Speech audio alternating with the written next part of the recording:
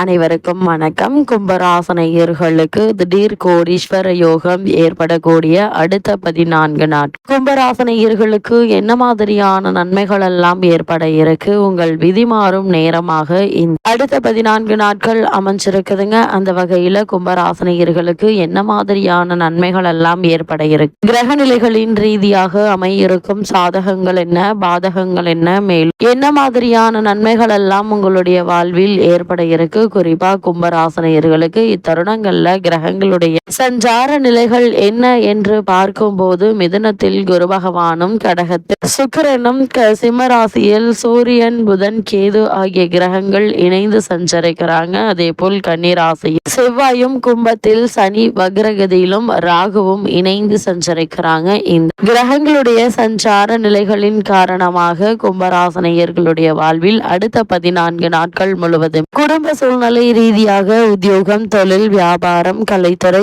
அரசியல் துறை, மாணவ மாணவிகள், விவசாயத்துறையினர், பெண்மணிகள் என அனைவருக்குமே என்ன மாதிரியான நன்மைகள் எல்லாம் உங்களுடைய வாழ்வில் ஏற்பட இருக்கு என்பது குறித்தான முழுமையான பதிவை தான் இந்த வீடியோல நம்ம விரிவா பார்க்க போகிறோம். அந்த வகையில கும்பராசியை சேர்ந்து அவிட்டம் 3ஆம் பாதம் முதல் சதயம், பூரட்டாதி 3ஆம் பாதம் வரை உள்ள நட்சத்திரக்காரர்களுக்கு அடுத்த 14 நாட்கள் முழுவதுமே மேலும் என்ன மாதிரியான நன்மைகள் எல்லாம் உங்களுடைய வாழ்வில் ஏற்பட இருக்கு என்று பார்க்கும் போது பல துன்பங்களுக்கு இடையே சில ஆறுதல்கள் அமைப்புகள் உண்டாகக்கூடிய ஒரு தருணமாக தான் இக்காலகட்டம் அமைஞ்சிருக்குதுங்க. 7ல் சூரியன், புதன் இணைந்து ராசியை பார்க்கிறார்கள். ஒரு விதத்தில் அது சிரமங்களை கொடுக்கும் என்றாலும் கூட சில நல்ல அரசியல் மாற்றங்களையும் உத்தியோக மாற்றங்களையும் தரக்கூடிய ஒரு கிரக சஞ்சாரம் என்று தாங்க சொல்ல வேண்டும். வெளியூர் மற்றும் வெளிநாடுகளில் வசிப்பவர்களுக்கு துன்பங்கள் குறைந்து நல்ல ஒரு முன்னேற்றம் ஏற்பட இருக்கு. இவ்வளவு நாட்களாக உங்களுடைய வாழ்வில் ஏற்பட்டு வரும் இன்னல்கள் அனைத்துமே நீங்கி நல்ல ஒரு முன்னேற்றத்தை இனி வரும் காலங்கள்ல நீங்கள் தாராளமாக எதிர்பார்க்கலாங்க. அது மட்டும் இல்லாம உங்களுடைய ராசியை பொறுத்த வரைக்கும் உங்களுடைய ராசிக்கு 6ல் சுக்கிரன் இருந்தால் பொருளாதாரத்தில் கை வைக்க மாட்டாருங்க. கொடுக்கல் வாங்கல்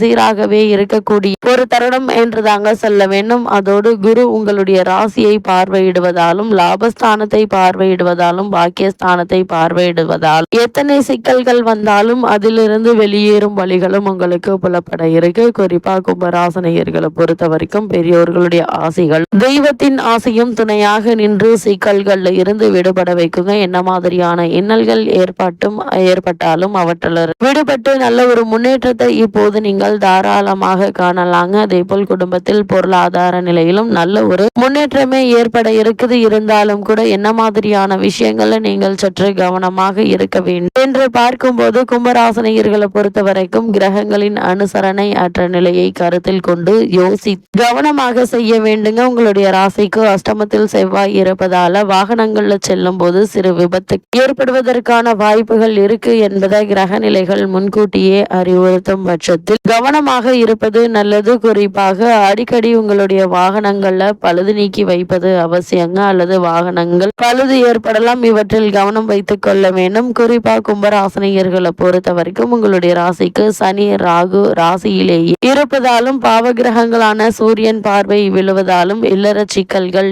எழத்தாங்க செய்யும். ஆனால் அது மாதிரியான நேரங்கள் தடாலடியாக எந்த ஒரு முடிவையும் எடுக்காமல் பொறுமையாக நிதானமாக இருப்பது நல்லது. குறிப்பா கணவன் மனைவி இடையே ஒருவருக்கொருவர் விட்டு கொடுத்து அனுசரித்து நடந்து கொள்வது தேவையில்லாத வீண் பிரச்சனைகள் ஏற்படாமல் இருக்க உதவிகரமாக இருக்கும் என்பதை கிரக நிலைகள் மீண்டும் மீண்டும் உங்களுக்கு அறிவுறுத்ததுங்க. அது மட்டும் இல்லாம கும்பராசனையர்களை பொறுத்த வரைக்கும் ஜென்ம ராசியில் வக்ரகதையில் சஞ்சரிக்கும் சனி பகவான் ராகுவுடன் சேர்ந்திருப்பது அதிக அலைச்சலையும் உழைப்பையும் எடுத்து காட்டுதுங்க. இதனை உறுதி செய்வது போல் அஷ்டம ராசியில் செவ்வாயும் அமர்ந்திருக்கிறார். ஆரோக்கியத்தில் கவனமாக இருப்பது மிக மிக அவசியங்க. சிறு உடல் உபாதையானால் உடனே மருத்துவரிடம் காண்பித்து சிகிச்சை பெறுவது நல்லது. வருமானத்திற்கு சமமான செலவுகளும் இக்காலகட்டங்கள்ல இருக்குங்க. இத்தருணங்களை பொறுத்த வரைக்கும் பணப்பற்றாக்குறை சற்று கடுமையாக இருக்கக்கூடும். பணம் கொடுப்பது, கடன் வாங்குவது ஆகிய இரண்டையும் தவிர்ப்பது இத்தருணங்கள் மிக மிக அவசியங்க. குடும்ப பிரச்சனைகளும் கவலை அளிக்கும். திருமண முயற்சிகள்ல சிறு பிரச்சனைகள் ஏற்பட்டு அதன் பின்பு நல்ல ஒரு வரன் அமையுங்க. வெளியூர் பயணங்கள்ல ஏமாற்றமே மீஞ்சும். அது மட்டும் இல்லாம கும்பராசனை நேயர்களை பொறுத்த வரைக்கும் அடுத்த 14 நாட்கள் முழுவதுமே உங்களுடைய வாழ்வில் எதிர்பாராத பல முன்னேற்றங்களும் ஏற்படக்கூடிய ஒரு தருணமாக தான் இக்காலகட்டம் அமைஞ்சிருக்குது. கும்பராசியை சேர்ந்த உத்தியோகஸ்தர்களுக்கு அடுத்த 14 நாட்கள் முழுவதுமே மேல் என்ன மாதிரியான நன்மைகள் எல்லாம் ஏற்பட இருக்கு என்று பார்க்கும்போது, உத்தியோகத்துறைக்கு அதிகாரியான செவ்வாய் ராசிக்கு அஷ்டமஸ்தானமாகி கன்னியில் நிலை கொண்டுள்ளதால பணிச்சுமை சற்று அதிகமாகவே இருக்குங்க. இருப்பினும் மேலதிகாரிகளுடைய ஆதரவு பணிகள்ல உற்சாகத்தை ஏற்படுத்தும். லாபஸ்தானத்தில் குரு பகவான் பார்ப்பதால் ஒரு சிலருக்கு ஊதிய உயர்வு கிடைப்பதற்கான சாத்தியக்கூறுகளும் உள்ளது என்பதை கிரகங்களுடைய சஞ்சார நிலைகள் தெளிவாகவும் உறுதியாகவும் எடுத்து காட்டுதுங்க. தொழில் மற்றும் வியாபாரம் செய்பவர்களை பொறுத்த வரைக்கும் உங்களுடைய ராசிக்கு பாக்கிய லாபஸ்தானங்களுக்கு குரு பகவானுடைய சுப பார்வை ஏற்படுவதால் வர்த்தகத்துறையினருக்கு லாபகரமான ஒரு காலகட்டம் என்றுதாங்க சொல்ல வேண்டும். உங்களுடைய சரக்குகளுக்கு சந்தையில் நல்ல ஒரு வரவேற்பும் லாபமும் கிடைக்க இருக்கு. சக கூட்டாளிகள் ஒத்துழைப்பாங்க. புதிய சரக்குகளை மக்களிடையே அறிமுகப்படுத்துவதற்கு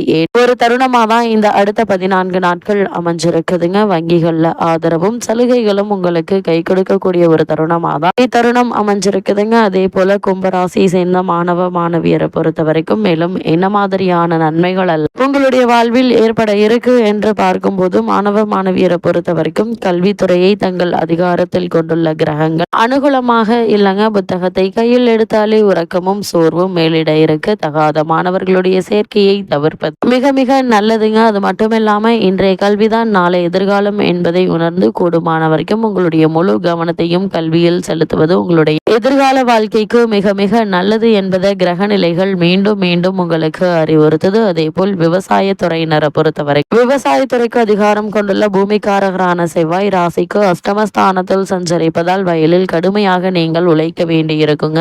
உஷ்ண கிரகம் ஆவதால் கடுமையான வெயிலில் பாடுபட வேண்டியிருக்கும். தண்ணீர் பற்றாக்குறையும் ஓரளவு சமாளிக்க வேண்டியிருக்குங்க. ஒருவேளை உங்களுக்கு பழைய கடன்கள் இருந்துச்சு அப்படின்னு அவற்றை அடைத்து நிம்மதி பெற வழிபிறக்கக்கூடிய ஒரு தருணமாக தான் இக்காலகட்டம் அமைஞ்சிருக்குது. அதே போல கும்பராசியை சேர்ந்த பெண்மணிகளுக்கு என்ன மாதிரியான நன்மைகள் எல்லாம் அடுத்த 14 நாட்களில் ஏற்பட இருக்கு என்று பார்க்கும்போது, உங்களுடைய ராசிக்கு அஷ்டமஸ்தானத்தில் செவ்வாயும் ஜென்ம ராசியில் சனி மற்றும் ராகுவினுடைய கூட்டு சேர்க்கையும் உள்ளதால் உங்களுடைய உடல் நலன்ல கவனமாக இருப்பது அவசியங்க. நரம்பு தளர்ச்சி, கைகால குடைச்சல், ஒற்றை தலைவலி, மாதவிடாய் சம்பந்தமான கோளாறுகள் ஆகியவற்றால் பாதிக்கப்படுவதற்கு வாய்ப்புகள் உள்ளது. கிரக நிலைகள் எடுத்து காட்டுது. சிறு உபாதையானாலும் மருத்துவரிடம் சிகிச்சை பெறுவது நல்லதுங்க. ஜென்ம ராசி மற்றும் அஷ்டம ராசியான கன்னி ஆகிய இடங்களில் சனி, ராகு, செவ்வாய் ஆகிய மூவராலும் தோஷம் ஏற்பட்டுள்ளதால் உடல் ஆரோக்கியத்தில் கூடுதல் கவனமாக இருக்க வேண்டுங்க. குறிப்பாக இரவு நேரங்களில் வாகனம் ஓட்டுவது கண்டிப்பாக தவிர்ப்பது நல்லது. பிறருடன் வாக்குவாதம் வேண்டாங்க. நீங்கள் உண்டு உங்களுடைய வேலை உண்டு என்றிருப்பது மிக மிக நல்லது என்பதை கிரக நிலைகள் மீண்டும் மீண்டும் உங்களுக்கு அறிவுறுத்தது. கும்பராசனையர்களுக்கு இத்தருணங்கள்ல கிரக நிலைகள் ரீதியாக கூறப்படும் பரிகாரம் என்ன என்று பார்க்கும்போது, தினமும் காலையில் எள், பருப்பு, நெய் கலந்த சாத உருண்டைகள் 3 காகத்திற்கு உணவாக வைத்து வாருங்கள். எண்ணற்ற நன்மைகள் உங்களுடைய வாழ்வில் ஏற்படும் என்பதை கிரகங்களுடைய சஞ்சார நிலைகள் தெளிவாகவும் உறுதியாகவும் எடுத்து காட்டுது.